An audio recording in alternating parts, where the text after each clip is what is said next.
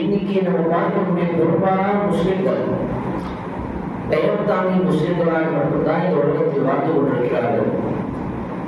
ஏனென்று சொன்னால் அவர்கள் செய்யக்கூடிய சிறிய சிறிய ஒன்று ரெண்டு அமல்கள், அல்லாஹ்வுடைய மார்க்கத்திற்காக செய்யக்கூடிய சின்ன சின்ன காரியங்களும் கூட அவர்களிடத்தில் எந்த விதமான தொடர்ச்சி இல்லாமல் திடீர்னு ஒரு அமல், அவ்வளவுதான்.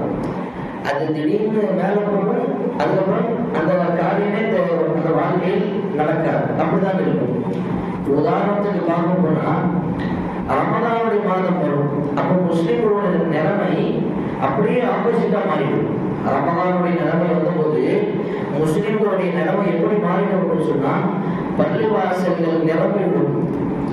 பள்ளிவாசல இடம் இருக்காது, பள்ளிவாசல் கட்டணம் அப்படின்னு ஒரு முடிவு எடுப்பாங்க. இந்த மாதிரி ஒரு திடீர்னு ஒரு அமல், திடீர்னு சதகா செய்யணும்னு ரமலானுடைய மாதத்தில் மட்டும்தான் தோணும்.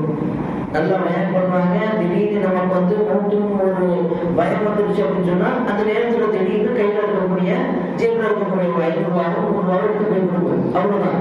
அதுக்கப்புறம் எவ்வளவு நம்மளுடைய கண்களுக்கு முன்னால் ஒரு தேவைப்படக்கூடிய குடும்பமாக ஒரு நபராக இருந்தாலும் அவர்களுக்கு உதவி செய்யக்கூடிய நம்முடைய மனம் எப்போதும் சொல்லாது.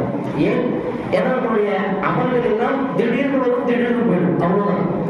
ஆனால் அமலில் தொடர்ச்சி எப்போதும் இருக்காது. பாருங்க, தொழுகை ஒரு அமல், தொழுகை மட்டும் இஸ்லாத்தில் மிக முக்கியமான ஒரு சட்டத்தில் மிக முக்கியமான ஒரு சட்டம். அஷ்ஹது அல்லா இலாஹா இல்லல்லாஹ் அஷ்ஹது அன்ன முஹம்மது ரசூலுல்லாஹ் என்று சொல்லக்கூடிய முதல் தூணுக்கு அப்புறம் இரண்டாவது தூணு குர்ஆனில் பல இடங்களில் அல்லாஹ் சுப்ஹானஹு வ தஆலா சொல்லக்கூடிய விஷயம் இந்த தொழுகை நிலைநாட்டுவது. இந்த தொழுகை தொழுவதில்லை, தொழுகை நிலைநாட்டுவது. அதில் நம்முடைய முஸ்லிம்களுக்கு எவ்வளவு தொடர்ச்சி இருக்கிறது என்று பார்த்தால் அல்லாஹ் பாதுகாக்க வேண்டும். நம்ம பல பேர் இந்த தொழுகை விஷயத்தில் மிகவும் கவனக்குறைவாக, ரொம்பவும் பொதுமொக்காக, நம்முடைய கவனக்குறைவாக தான் இந்த உலக வாழ்க்கை நாங்கள் இந்த அமலின் மூலமாக இருக்கின்றோம்.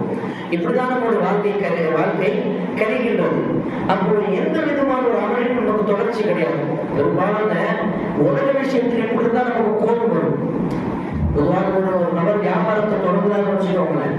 இந்த வியாபாரத்தை தொடங்கும் பொழுது என்னப்பா நீ 10 நாள், ஒரு வாரம், ஒரு மாசம், அது ஒரு வருஷம் ஒரு கடை வைக்கிற, அதுக்கப்புறம் அந்த கடைக்கு போய் தாங்குற, அது இந்த வேலை செய்யற, திடீர்னு இன்னொரு வேலை செய்யற, எதுலையுமே ஒரு ஸ்ட்ராங் இல்லையப்பா. நீ எதுலையுமே நீ நிலைச்சிருக்க மாட்டேங்கிறியே.